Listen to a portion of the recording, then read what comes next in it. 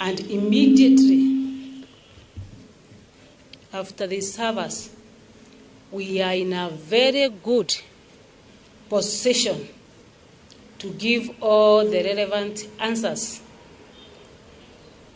to EACC. We understand from what we have been reading via social media that there are allegations.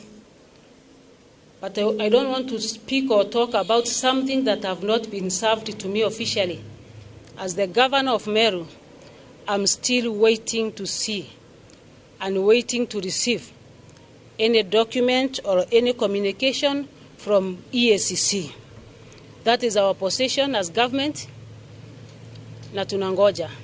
Huwezi enda kupeleka mtu kwa EACC kwa sababu ameremove ama amerefti kwa group.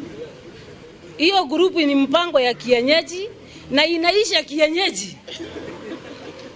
Hakuna mahali ya sheria iko hapo. Na sasa kwa sababu kuna hiyo kasumba ya kwamba watu wanashimbiana mashimo, mimi naye sitakubali. Nataka muniletee something that is written, that is what you want is this one. You want this certain amount of money. These are the procedures. These are the people that will be held accountable in case the funds go wrong.